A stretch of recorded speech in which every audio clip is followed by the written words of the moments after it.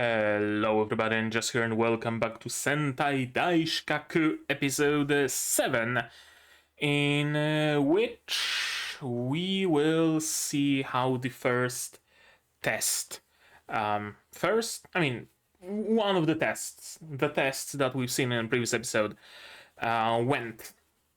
Right, I'm not actually sure how many tests Hibiki has already taken part with. Has it really been the first one, or have there been any prior ones? Regardless, this one particular test was very, very exciting because our newbies, our white candidates, had to face their seniors, their senpais, who they are hoping to work under, or perhaps with, or perhaps above, right? Depending on your aspirations. And they were taking the part of playing the part of monsters, right? And our white guys had to defeat them, grab their keys, and the key would be open something, I think, and that would be a sign that yeah, they won, they passed, etc., etc. So that wasn't easy because the senpais are strong, very, very, very strong. And Yumeko, of course, Suzukiri took part in it, and she was unstoppable. And there was who else? Who was the girl? Was that no? It wasn't Ren. I don't think. The one with... Shit, I don't see her on the list of characters? Or was it Ren? I'm not sure, honestly. I'm not sure right now. I think it... Canon? No. Someone else also took part, and of course our beloved clown dude, Shun Tokita, were fighting our guys. Hibiki, or D rather, was paired up with Kai, with one of the people who were openly antagonistic towards him early on. And Kai is very, very solitary, you could say, right? He doesn't want to team up, he doesn't want to work with anybody, he has his own goal and he will achieve it.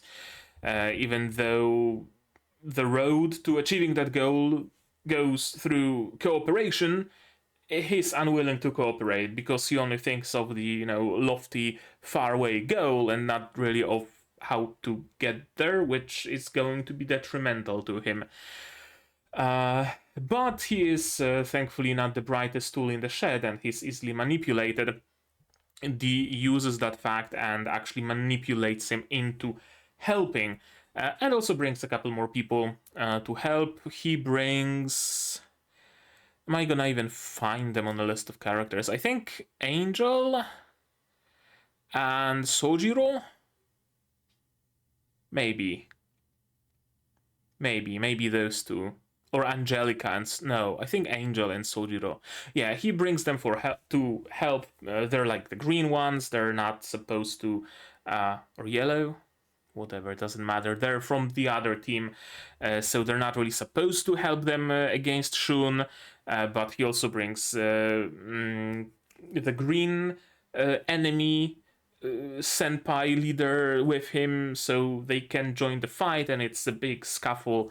And of course, D shows just how manipulative and just how smart he is, and just how dangerous is the ability to impersonate others, because he creates a smoke screen with a fire extinguisher, and then sometimes changes into... I think it was Canon.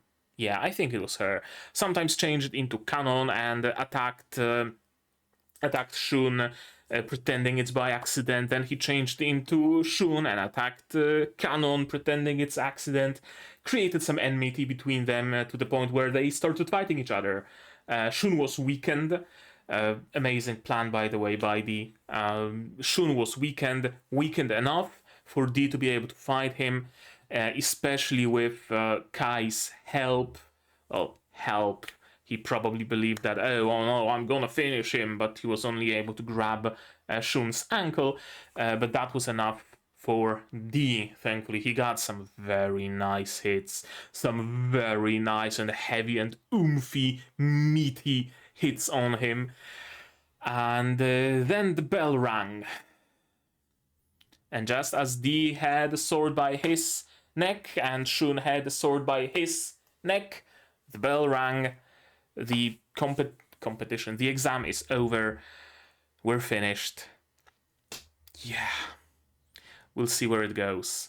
And Angel and Sojiro also more or less got their assigned monster, their assigned senpai also pinned down. I wonder if that is enough, if that is sufficient to pass this exam, or do they actually have to like properly, fully, completely win? We'll see. We'll see about that in today's episode. I would say, I would think. Yeah, I think that's it. I think that does it for the intro. So how about we just watch this episode, right? Shall we? To do that, you will need your subs, of course, to follow along with me. I'm gonna need my sound to hear what's going on in the show. And I'm gonna have to ask you for support. Support the channel if you want monetarily on Patreon, YouTube down below, or not. Share my content, spread the word, costs you nothing and helps a lot. And with that, we can start watching episode 7 of Sentai Daishikkaku in 3, 2, 1, go.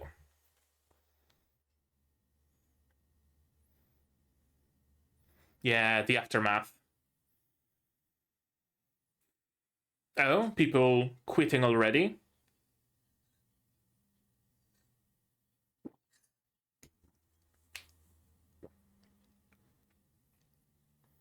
I mean, yeah, fair.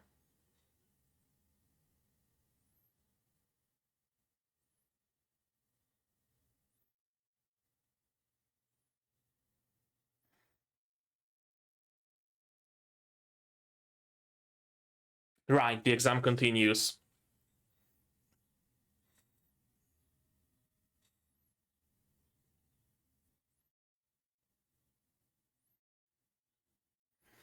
Okay, trying to build rapport.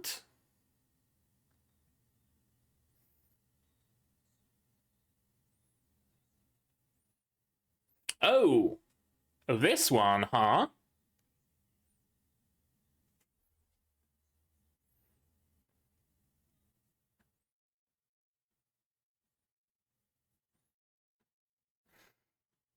I was about to say probably childhood friends, and there you go.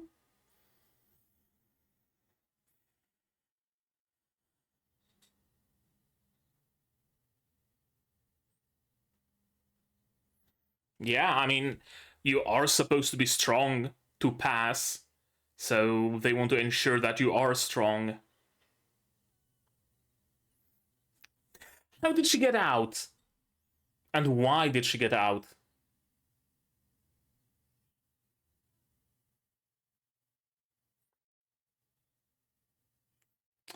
Not now! Worst moment to have a change of heart.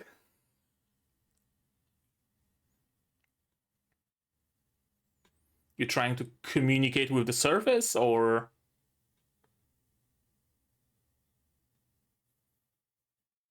stronghold?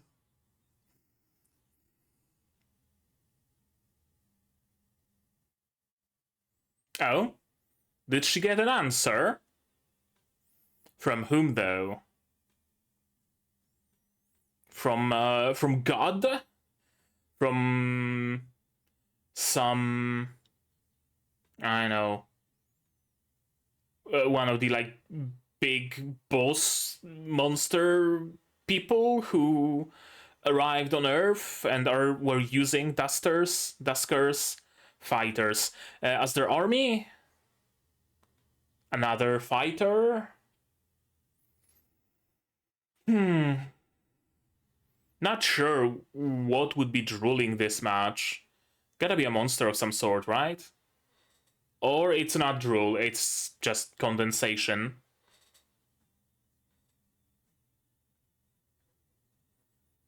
I don't know. We'll see, I guess.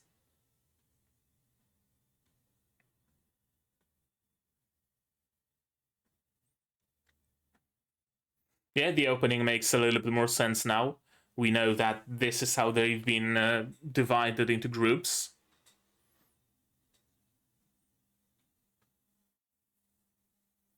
I really like this moment in this opening.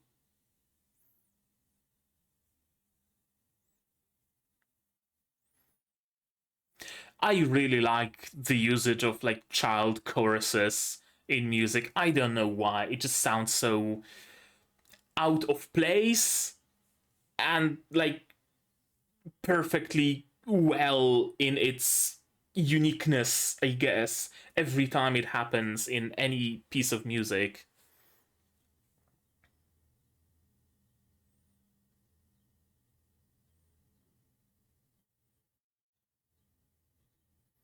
Okay, at least he's willing to work together.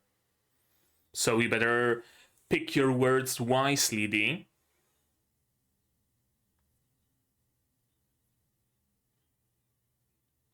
Oh, oh, is it the second day? No, it's uh, simulation, isn't it? Right?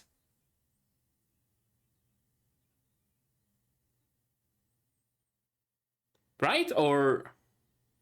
Or is it the second day of the exam already?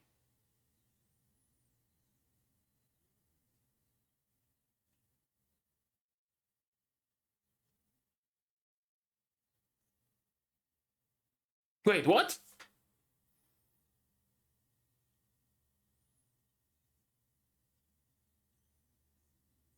Hmm.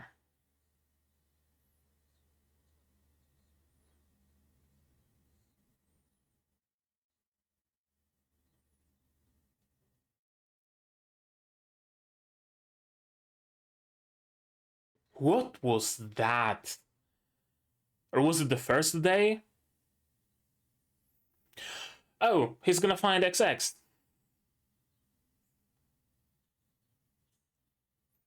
Well, shit, the jig is up. Or is going to be up.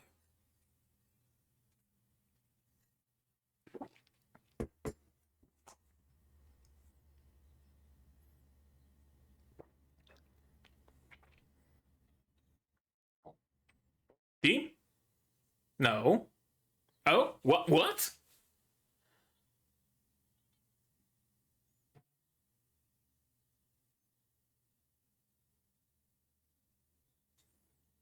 Okay.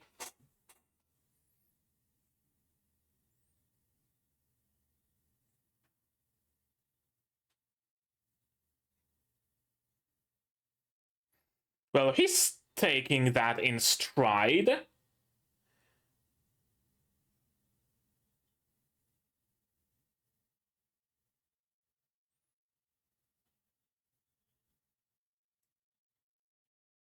Oh, have like his parents also been killed by God or something? Is that it? Right? Because he says that he's. Yeah. Okay. Oh, brother. Okay. Gotcha. Sure. Something to bond over. Common enemy.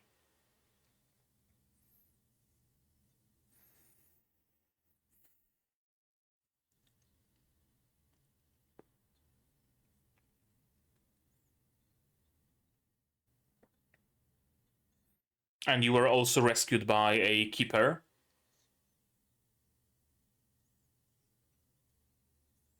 I like the detail of the rings being underneath his clothes.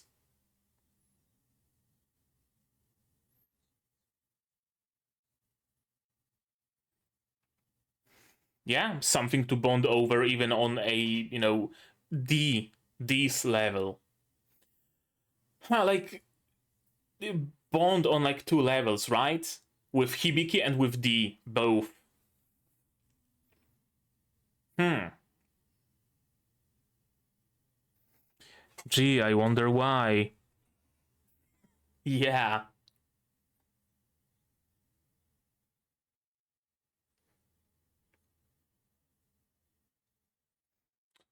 Clear his name?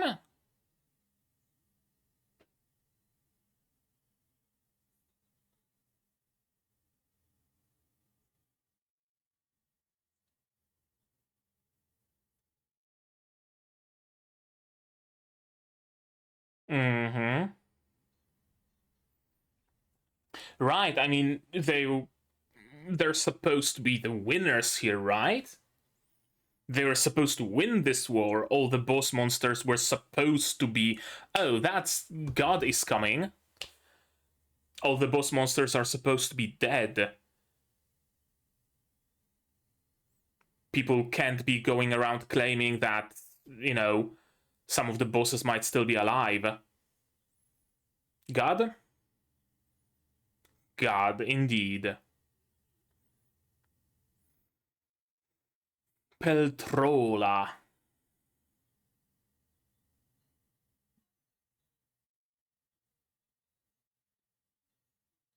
She did. And she caused the death of someone who was, you know, uh, gracious towards her.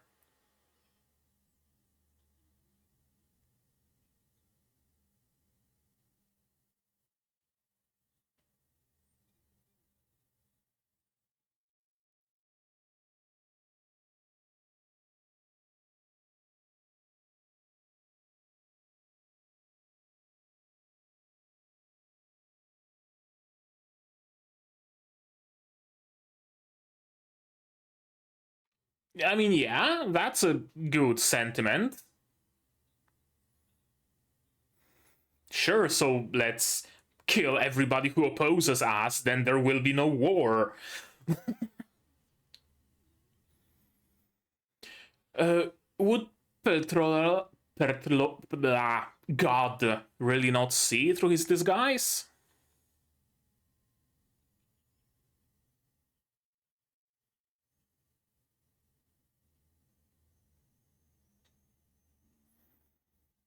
Like, he was able to notice that XX is XX.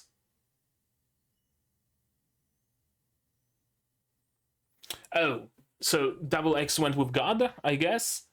And instead there's a corpse in the closet?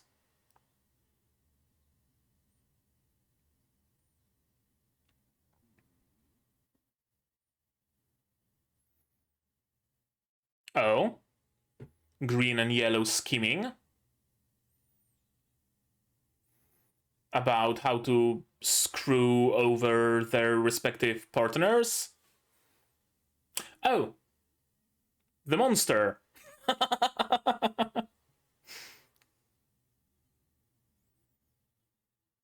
Oh, she got her key taken?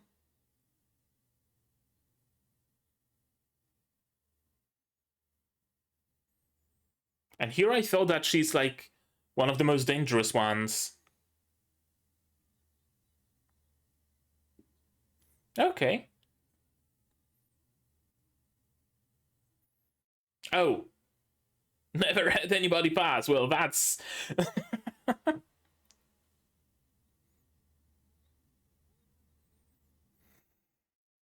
He did?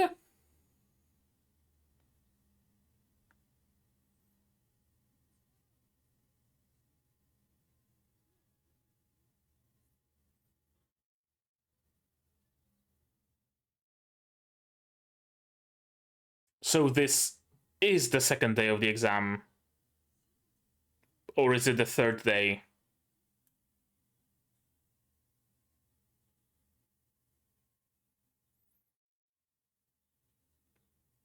Oreboku? I know that there's a difference, but it eludes me.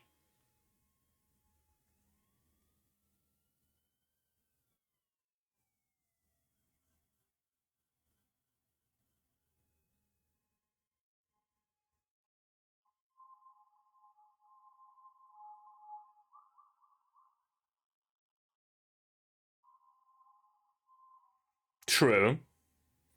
Everybody else is basically playing make believe without really knowing that uh, Hibiki D rather has only like true, actual, real stakes.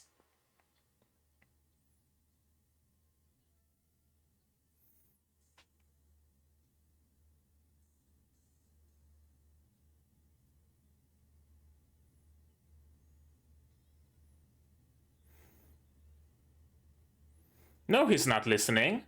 He's an individualist through and through. Oh, I guess he enlisted the help of other teams?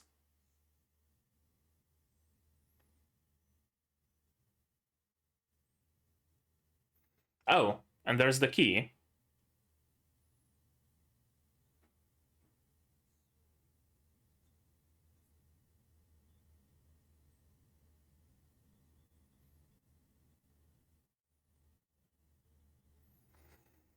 Right, so essentially they created a 5-person rainbow team.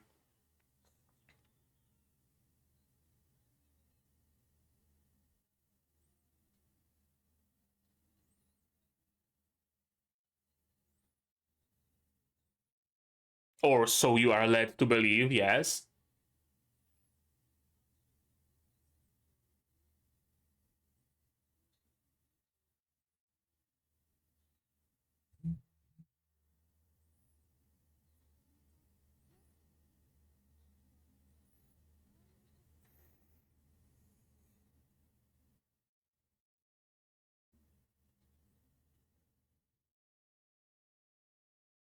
Okay, we're creating another rainbow team.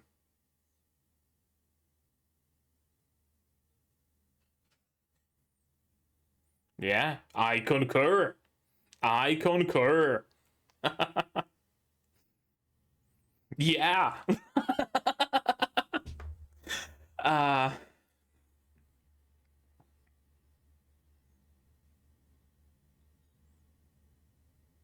you're missing a couple of members if you're to be like equally matched. 3 versus 5 is not 4 versus 5 now.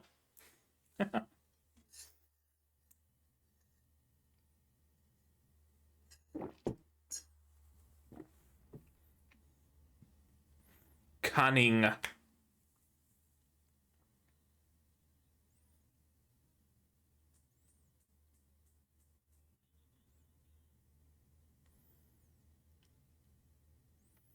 Right, he was betrayed by his childhood friend. Oh. Oh.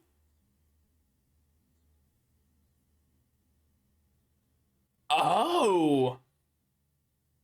He revealed that this easily?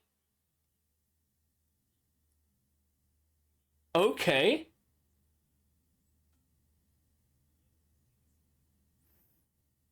Probably the toughest one.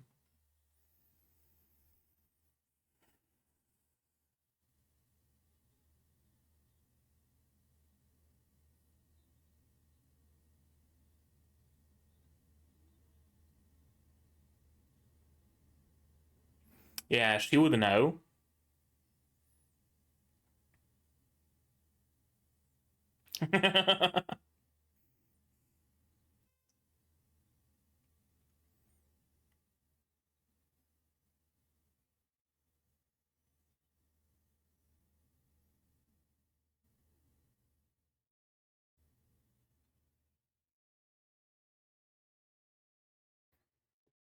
Yes.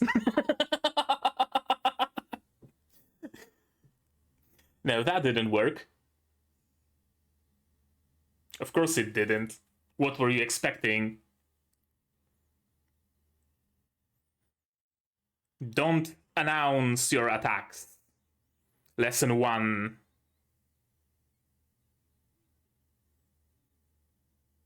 Shield? Okay.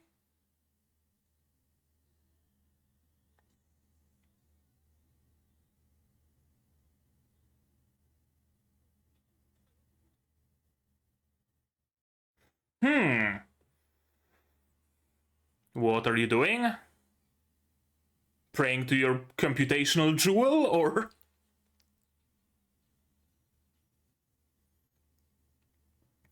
trying to like figure something out? The speed at which the shield can react or something?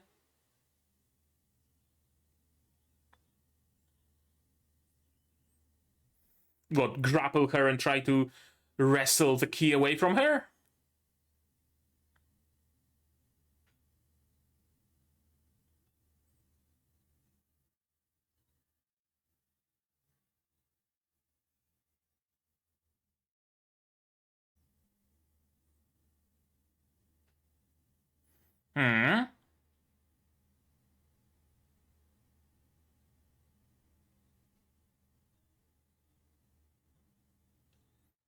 Okay, that's a nice hit. Blocked, but very nice one.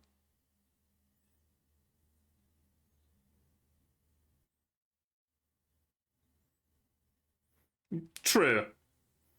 There's a very wide range of heroes in this organization.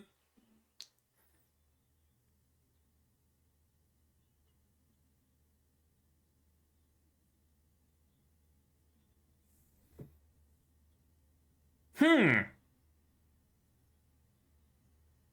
I mean, sure. She doesn't seem to have any love for the Dragon Keepers anyway, so, like, it doesn't really matter for her who becomes the Dragon Keeper.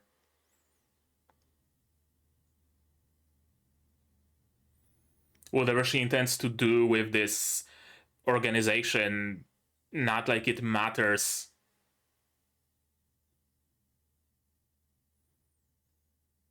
You mean for more weapons? Probably.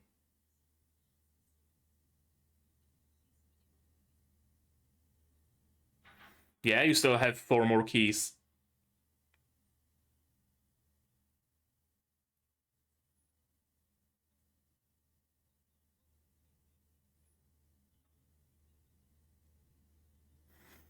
Hmm.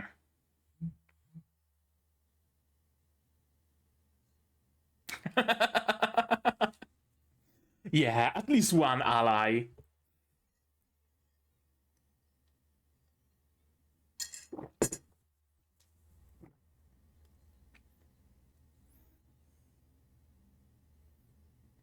Yeah, don't, take your guard down until the bell rings.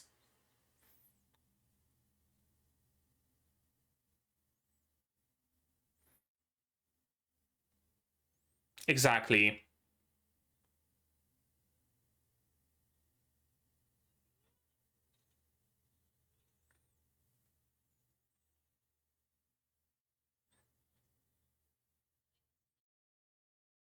Yeah, you can't relax this easily. Ah, rookie mistake. Rookie mistake.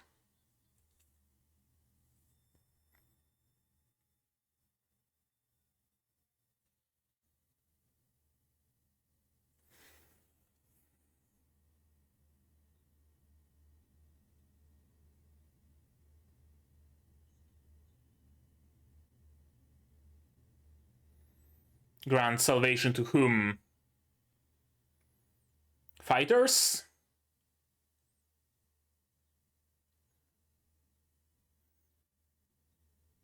Who are imprisoned here, or who do you mean exactly?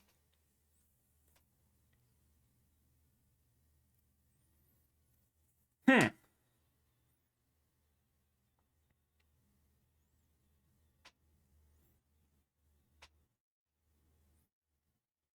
Maybe it's because of an early hour. Maybe it's because of, I know, whatever. Maybe it's because of this episode, but I'm gonna be honest. As much as I did like the second half of this episode in particular, and as much as I enjoyed those I enjoyed specific like segments of it, specific parts, specific scenes. I had a surprisingly hard time like fully getting into this episode. I don't know why that is exactly. We're gonna go through this episode again and maybe I'm gonna be able to figure it out. But just as much as I was immersed into the previous one, to the point where I didn't even notice the time passing, I couldn't really immerse myself into this one. Only like near the end, I actually got immersed.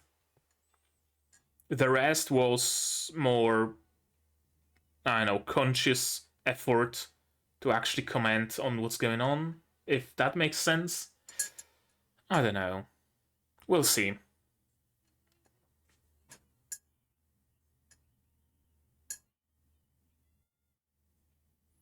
Shout out loud, cadets. I guess there's gonna be like a one big scream of our underdogs, and they will win the keys back or whatever is gonna happen. What's gonna happen now, though, is the same episode again. How about that? And let's try to figure out what about this episode didn't sit entirely fully well with me. I joined the Rangers to fight monsters. It'll be more efficient to quit now. I mean, this is not a bad mindset. You gotta know when to quit. If you see that you're becoming a liability and the success of the overall operation matters to you a lot, then yeah, removing yourself from the operation makes perfect sense, right? Instead of becoming a liability and someone that the others will have to guard, will have to take care of, someone who won't be able to take care of themselves. Sure, it makes sense, but at the same time, it is giving up a little bit too easily. 2 more days indeed. The tiny female ranger, for how she looks, she's monstrous. Yeah, the Komachi.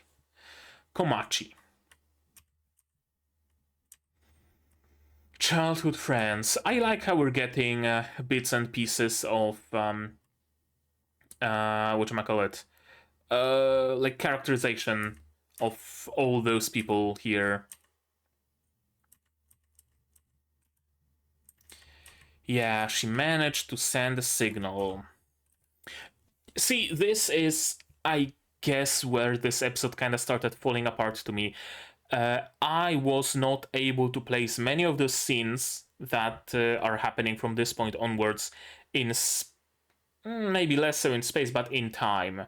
I really had trouble placing those things on like a timeline, right? Like here we have Kai and the meeting in what we know is the simulation space, right? And they're talking, yeah, why do you really want to become a ranger, right? The usual talk. And then we see the ring, the bell, and the fight. And this scene, and them just walking away, and I don't know when this happened. Is it a simulation that's happening right now? Is it something from the first exam that we haven't seen? Is it something from the second exam? It can't be, because the second exam hasn't happened yet, right? This like second half of this episode is going to be the second exam. So when is it exactly? I don't know. And it's not really explained when exactly it is. So that kind of took me out of this episode, and I was not able to fully get back into it for some time. Could it be there was only one key? I mean, yeah, one monster, one key, and the true nature is to see which one of the pair is stronger.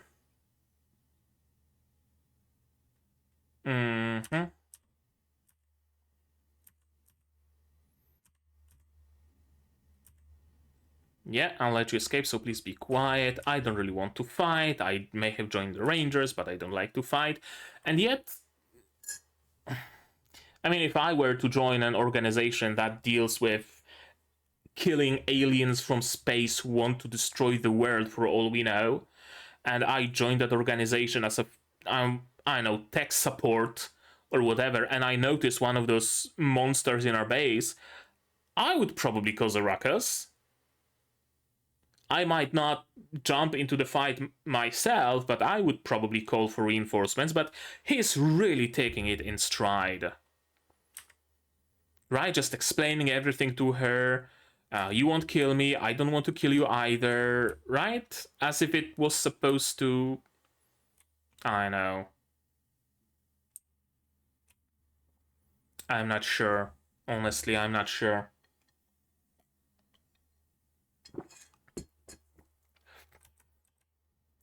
Another bit that kind of went on too fast, a little bit, maybe. Yeah, Bluekeeper saved us from God, and I guess Kai also has an issue with God, because God killed his brother. I guess not his parents. I guess his parents were already dead, and he's holding on to their the rings, or is it something that his brother had maybe and it passed on to him? I don't know, I'm not sure. Maybe it's gonna get explained later on, we'll see. Yeah, I get why he just charges recklessly, because he wants revenge. And that gives him strength, but it also takes away a little bit of his mind, a little bit of his sanity, if you will. There's no record of God appearing during Sunday showdowns. Interesting how his conclusion wasn't that, well, Sunday showdowns are a scam then, a con, but rather that, oh, the god must be something else. Buttons on his remote go all the way up to 12. Interesting, they usually go all the way up to 9, like from 1 to 0. Where there is 11, there should be a 0, and 10 and 12 should not be here. Interesting choice. Your older brother, no, he did not die 13 years ago. He died 4 years ago. So God is still around. Peltrola is still around. He wasn't killed in the initial winning of the war that the Rangers, the Keepers, sorry, that the Keepers supposedly achieved. Is it possible that the boss monster could be alive? Yeah, very much so. Let's search for a way to settle this without fighting, and he dies just like that. Double X was about to agree, right? Oh, I found another human who is willing to, talk to me, who's willing to achieve the same goal, who kind of mimics the, not mimics, wrong way to put it. Someone that also has the same goals, the same conviction that Hibiki has, right? She found a new friend, potentially, and then her friend was dead immediately after. I'm usually not a huge fan of introducing a character, having them endear themselves to us, and then killing them immediately after. It kind of cheapens both their character to just someone who we are supposed to pity dying, and it cheapens their death because they existed just to die. I wonder if it might be a little bit of an issue with adaptation. This episode kind of feels that way. It kind of feels like it was just a little bit sped up, right? Like maybe usually every episode covers like 2 chapters, and this episode covered 3 chapters, right? Something like that. Not a particularly huge speed up, not something like fucking unnamed memory, but still I think some content was cut here. I don't know, just the vibe I'm getting. Lord Peltrola, indeed. Weren't you the one who sent a distress signal? Yes, she was. I guess that's another little bit of inconsistency. Like, despite everything that Dee told her, she just decided to run away, somehow managed to do that, and then sent a distress signal? What? Right? I'm not really buying it. Like, okay, her running away, sure, doors are probably not much of an obstacle for her. Makes sense. But apparently banging on the pipes in the headquarters of the Rangers is something that one of the boss monsters can listen in on? And it's a signal that they have established? So either that means that Peltrola actually resides here and has his ear to the pipes, or I don't know. I don't know what could be an explanation here, right? I'm not sure. Honestly, that I guess that's another thing that really didn't work for me in this episode. I'm not sure how was he listening for the distress signal. It doesn't make sense to me.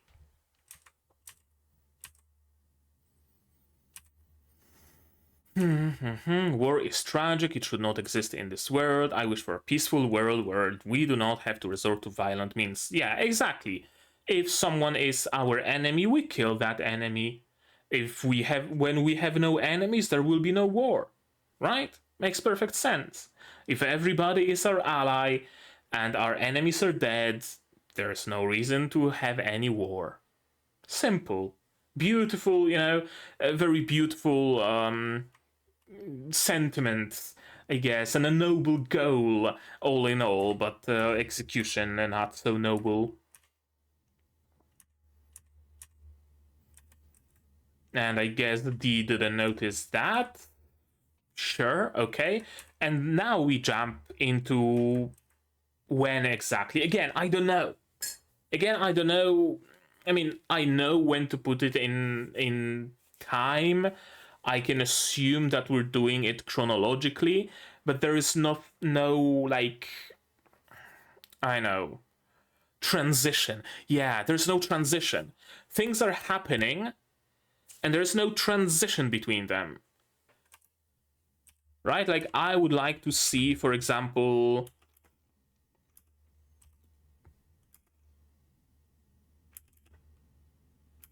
I know, day 2 of the final exam. Sure, that's a little bit of a transition, I guess, but it's the day of the exam, but we don't know if it's actually the exam. Everything is like calm and they're standing around doing whatever, nothing really, walking around the garage, talking, not really fighting. It's much less action oriented right now than the first exam was.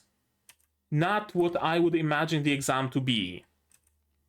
So it would be nice to have like a full confirmation that yes, this is the time of the exam and not time before the exam, for example, or right? You get what I mean? Like, we could use a bell ringing and the announcer saying the second exam begins, or whatever like that.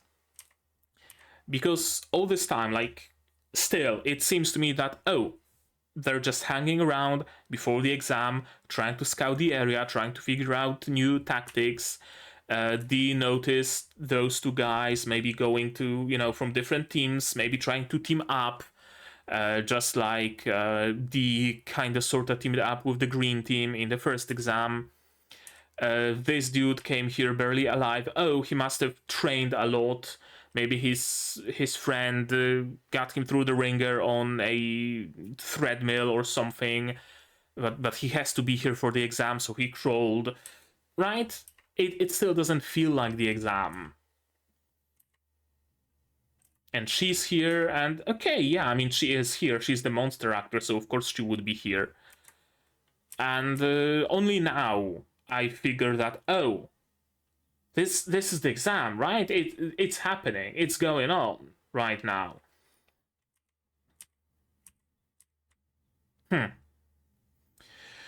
We never had anyone pass this exam every year, but I think this is the year. What does this sentence mean?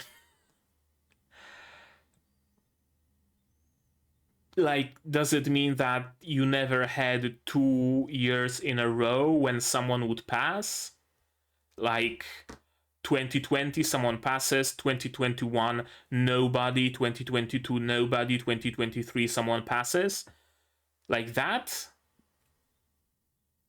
Or what does it mean exactly? I don't know, I'm not sure. When I was young. Oh, is she a lollibaba? Is she like 50? Is that it? Or is she just referring to herself as Oji-san, like Hoshino from Blue Archive? Could be either, I guess. He didn't bail on me, he'll come, I'm sure of it. Yeah, I wonder. What ore boku?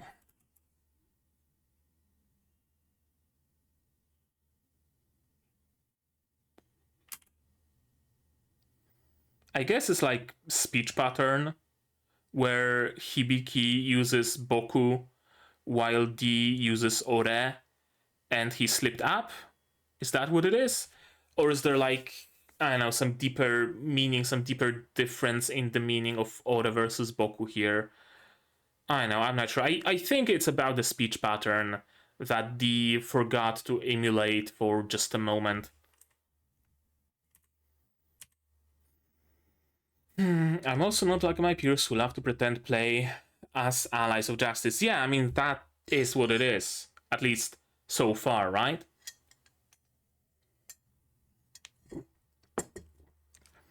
Sunday Showdown is just play pretend. It doesn't matter. Whether you pass the exam or not, it doesn't matter. Who passes the exam, it doesn't matter.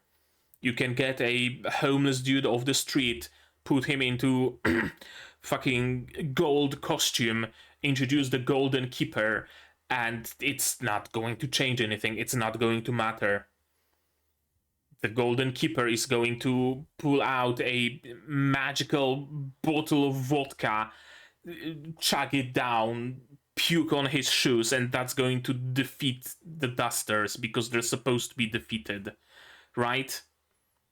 It doesn't matter whatsoever. So sure, all of them might have their own goals and aspirations and motivations. Yeah, absolutely. But all of them are like, oh, I have to defeat the monsters because the monsters are evil. Meanwhile, it doesn't matter. It doesn't matter. Not in the slightest. But I have a feeling that the big twist here will be that it eventually starts to matter. Because of Peltrola. Because not all boss monsters are dead. One of them, at least, is alive. And suddenly, Sunday Showdown happens on Wednesday in a busy shopping mall. And suddenly it starts to matter, right? Suddenly you have to send your rangers there, and they are actually at risk of dying. And so are the keepers. And they suddenly have to put work. And it matters that the Red lost his relic weapon. Right?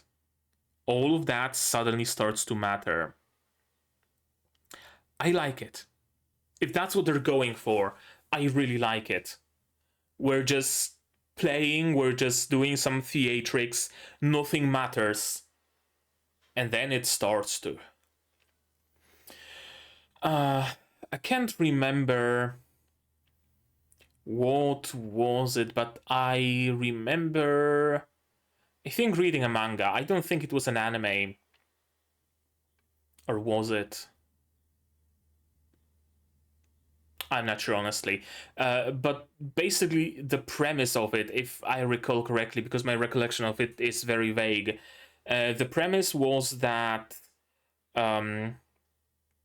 the people in the world, I think, were just playing, like, or some main characters, I guess, were playing pretend, fighting monsters, or, you know, being on a quest to defeat the Demon Lord or whatever, and then an actual Demon Lord appeared, or something, and the characters thought that they're just playing, but they were actually defeating his armies. Something like that. Something like similar premise to here, where some of the characters just think, oh, we're just playing around, none of it matters, right? We're just swinging our sticks around. Meanwhile, it's like actual fucking battle to the death, but they just don't realize that. I can't fucking remember what it was. Must have been long ago because I really have the vaguest recollection of it. I know. Maybe I'm gonna remember it.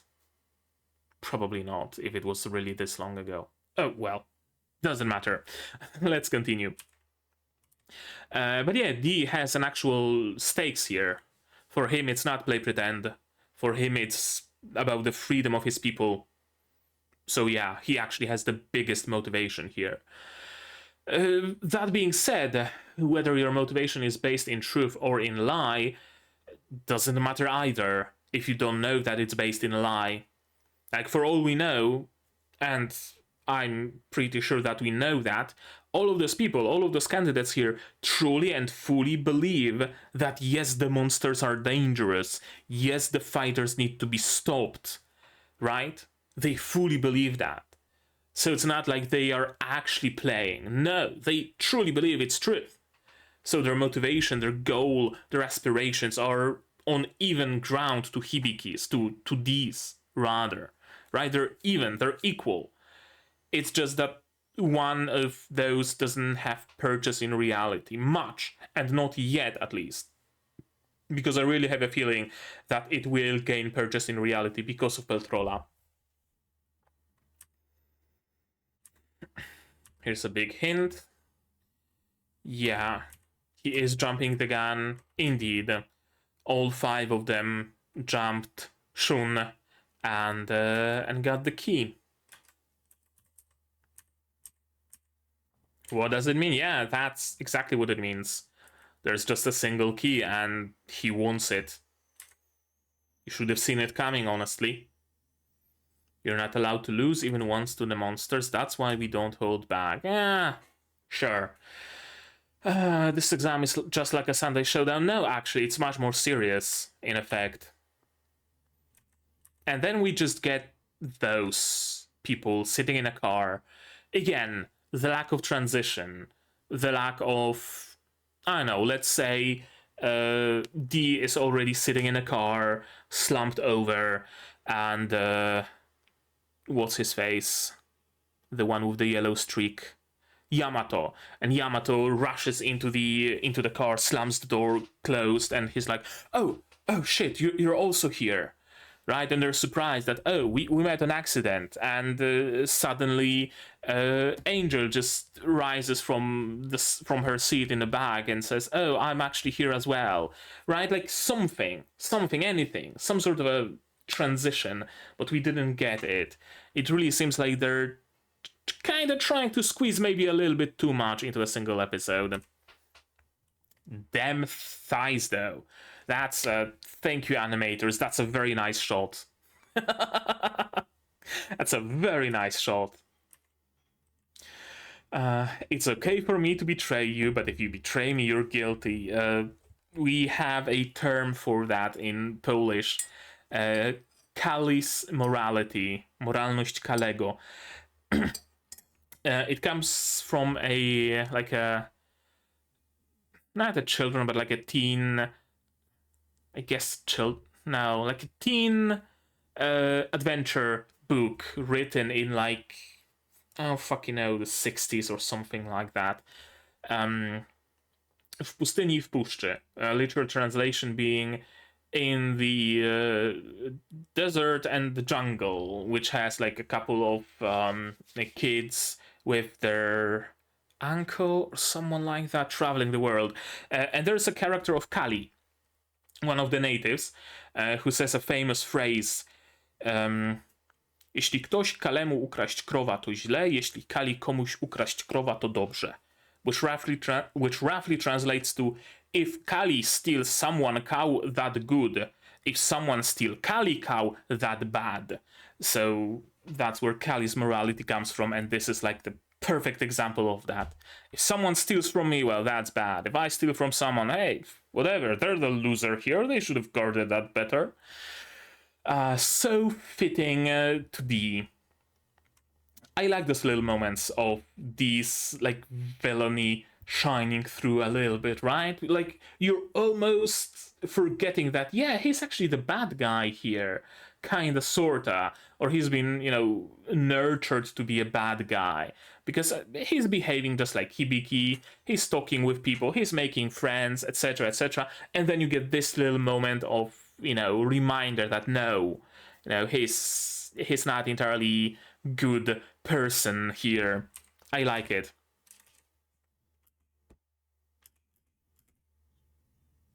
Yeah, he uses Ore here. So I guess D uses Ore, Hibiki uses Boku, and that was the slip up. Shall we team up too? Yep. Indeed. That's a good idea, and you can even get the Afro with you. I did not expect that.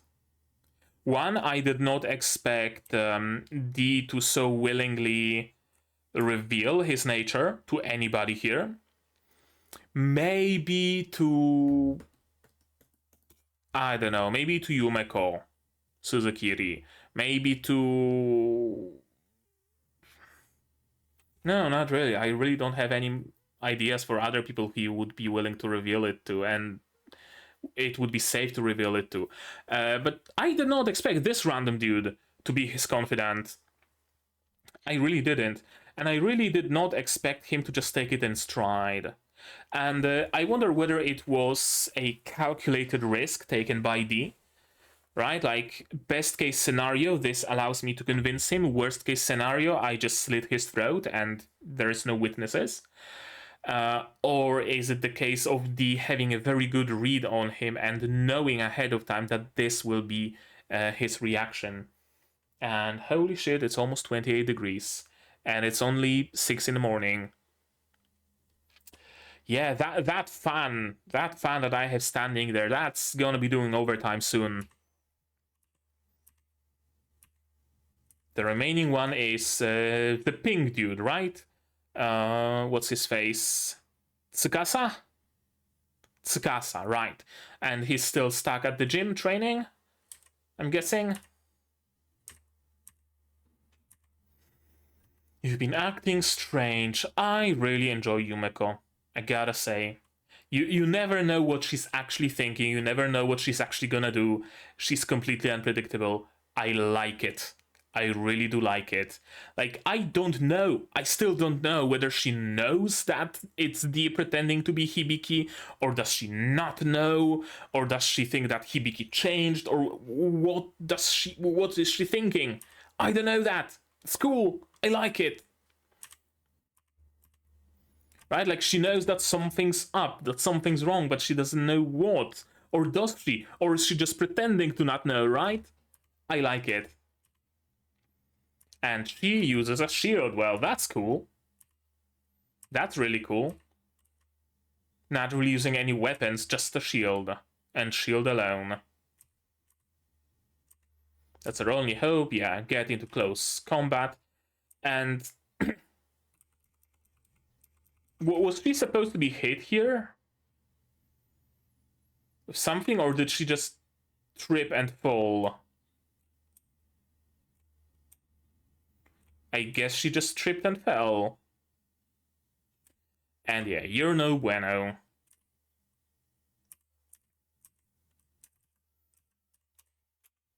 And yeah, we get this nice hit.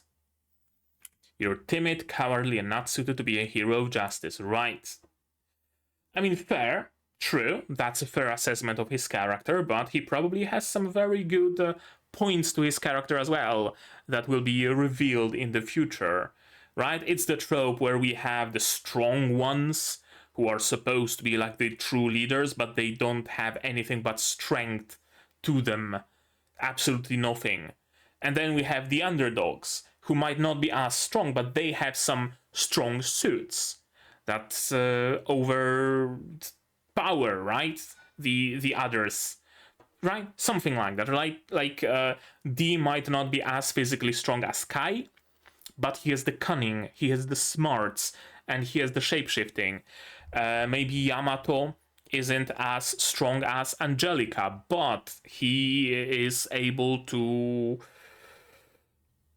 read the situation on the battlefield faster, or right, like whatever, something like that. Not a direct edge over their competition, but an indirect one, a more interesting one, maybe. I wanted to see the hit though.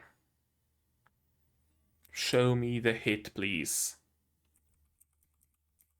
Do we see the moment of connection? Kinda, and then it's just a smear. Nice hit.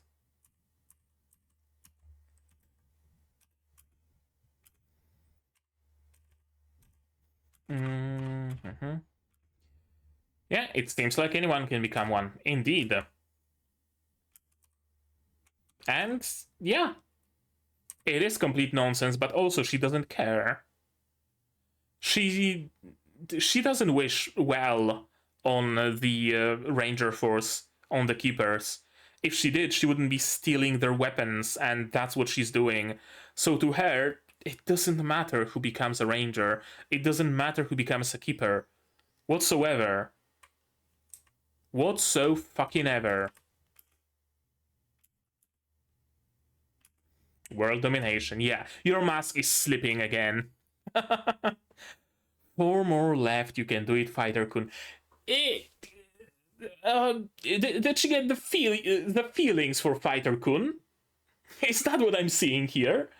Or is it like a yandere-ish fascination that's not necessarily romantic, but more like, oh, I want to chain you to a radiator and feed you with a spoon, right? Is that it? It might be it. And also, again, I still don't know whether she just reminisces of Fighter-kun randomly, or did she see D in Hibiki? Did she see through his disguise, or what's going on there? I don't know what's going on in her head, and I like it. That's one of the, like, I don't know it, but I like not knowing it, because it's cool. I'm lacking vocabulary today, I'm sorry. Yeah, let's just sit around, sitting ducks, as if the exam is over while it's not really over. And that's how it ends. Yeah, nobody reacts, everybody is taken completely by surprise. Just grabs his hand, takes away the key, nobody reacts. I find it comical, and it's supposed to be funny, but I also find it realistic, you know? Very often, like, completely flabbergasting another person is the easiest way to achieve whatever, right? Like, I know, what would be a good example here? I know, I'm blanking on good examples. But basically, someone wants something from you, you keep spouting nonsense and you go your way anyway, and they are more likely to just wave their hand and let you go rather than keep pestering you. That's what I mean, right? Someone wants to fight, you start talking to them about your, I know, how you grow truffles or whatever, and they're just gonna be so confused they're not gonna do anything. Basically the same here. Like, coming up to a dude, opening up his palm and taking out the key is so completely out of the blue and so completely out of anybody's, you know, predictions that they just don't know how to react to it. And this happens. Actually, I do have a good example. Way back when, it was like years ago, I was sitting on a bus stop, and there was a dude sitting next to me smoking a cigarette. And you're not supposed to be smoking cigarettes on a bus stop. And I don't like cigarette smoke, so I grabbed his cigarette, threw it on the ground, and stomped it. And dude just didn't fucking react whatsoever because he didn't know what to do. Didn't try to fight me, didn't try to argue, just sat there completely fucking dumbfounded. And I boarded my bus and went away. It's like that. Nobody fucking expects anybody to just grab their cigarette and throw it away, right? So they are not prepared for the situation. Same here. Yeah, I found a good example. My brain still works. Good. Only D actually does something. That's an amazing expression. That's a very good expression. Yeah, close. And the rest are just standing in the background. Omaira! Not reacting whatsoever. It's nothing but a rite of passage to show who's on top and who's on the bottom. Yeah, I mean, sure. It is what it is. That's exactly what it is. Guys like you who rely on miracles have no tomorrow. Sure. Just how many inhumane exams I must grant them salvation? What is he talking about? Oh, about the exam that's taking place right now? And he's like, oh no, that's like bad. I must kill them and free them by that. Maybe? Reminds me of Yuki Yuna. And Komachi noticed. Are we gonna have to fight Peltrola soon? Are the keepers going to fight him? Or are the keepers keeping him around? That's why he was able to listen to the pipes. I wonder where it's going. I'm really not sure. Like, it seems that shit is gonna hit the fan, but I really don't see. I know. For example, I really don't see our underdogs winning against Peltrola. I don't. Maybe all of the examinees, like both teams, all 10 of them, if they were to band together, they might stand a chance against Peltrola. Might. Maybe with additional help from their senpais. Might be needed. But if it were to be just D and the gang, no. I don't see that happening. So either Peltrola achieves what he wants to achieve, and I don't know what it would be in this context, or the Rangers have to come and stop him, or just the senpais. I don't know. I don't know.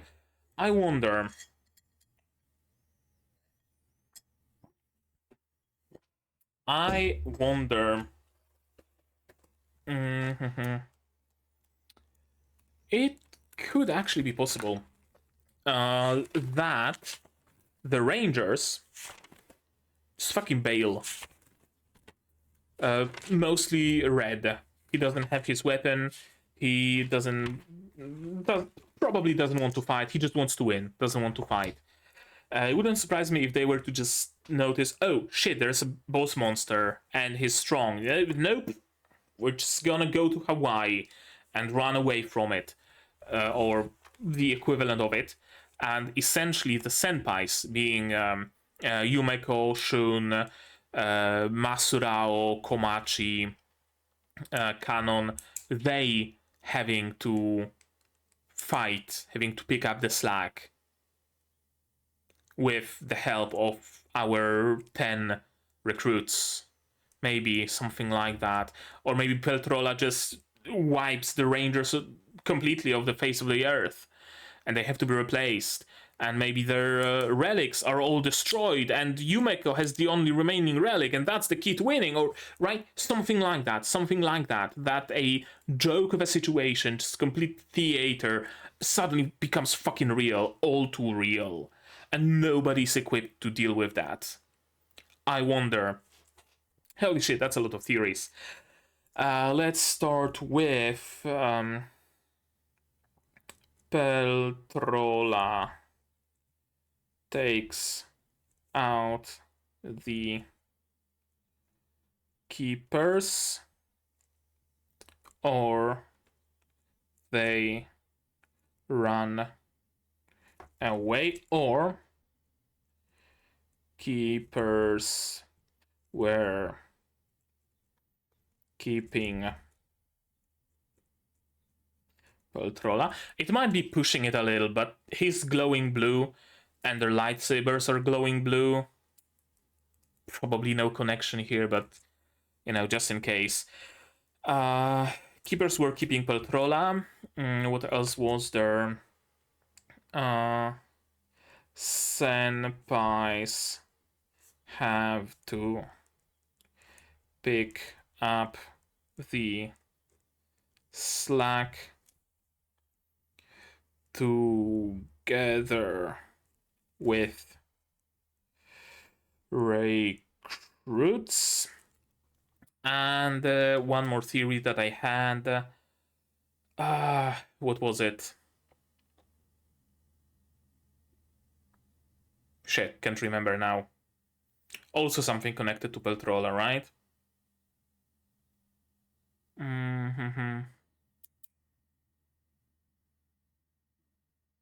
Whatever. Doesn't matter. Doesn't matter much. And that's the episode. There we go.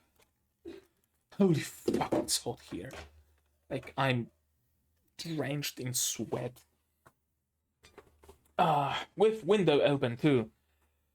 Okay, so good episode with some questionable chronology and transitions. Right? Like, I liked pretty much everything I've seen on its own merit. Right? Every single scene that was shown, I liked every single bit. Like the exam, that was cool. That was good. The talk that Dee had with Kai, that was good. The huddle of the underdogs, that was good, right? All of those bits I enjoyed very much. But the problem was the transitions between those. This episode just didn't flow that well, and I fully believe that was because they were just strapped for time. For some reason, they didn't have enough of it. I don't know why, but it's kind of what it feels like. Overall, I enjoyed it. I'm really curious where it's gonna go. Like, this show changed its course, like, in my mind, multiple times already. Every time I believe that I figured it out, I know where it's gonna go, I know how the story's going to develop. They say psych, and it goes in a completely different direction. And now Peltrola has appeared, and I don't know whether the Keepers know of his existence, or do they not know of it? Are they going to actually fight? Are they going to bail? What's going on? I don't know, but I'm excited to learn, and that's the most important thing, right? Because not knowing and not being excited to learn is like boring. Not knowing and wanting to know, being excited to learn, that's good. That's what you want your show to do to its viewers, and this show is doing the exact thing to me. Good shit. I think that's it. I think that's gonna be it about this episode from me, but maybe you guys have something more to add on the topic, and if so, say so in the comments down below. What did you think of this episode, my reaction, my theories, stuff like that? No spoilers, please. Spoilers can go to my Discord here also in the description below. Like this video if you liked it, subscribe to be notified of future videos, not only Sentai Daishikkaku, but also Yuki-Yuna episode 11 and 12 already up on Patreon. Unnamed Memory, Kaito Otome, Kaiju Hachigo, plenty others coming in the future. Click the bell to be notified when I go live, because I do go live sometimes. Support the channel if you want monetarily on Patreon down below, where for $10 a month you get early access to non-seasonal shows like Yuki-Yuna, and for just $1 you get a role on the Discord and a place in the credits. You can also support me directly on YouTube through memberships, super thanks, super chats, stuff like that. And if you don't want to spend any money whatsoever, you don't have to. Share my content, spread the word, it costs you absolutely nothing and helps the channel a lot. And now, with all of that out of the way, that's gonna be it from me for today. So as always, you guys, do all the good stuff, and I'm gonna see you in the next one. Cheers! And here's my wonderful Patreons: QB, Without a Net, Zerena, Yukiala, Ishtamu, Dr. Watakama, Marsh, Fassel, and Hans Peter. And you can join them if you want without having to betray your friends.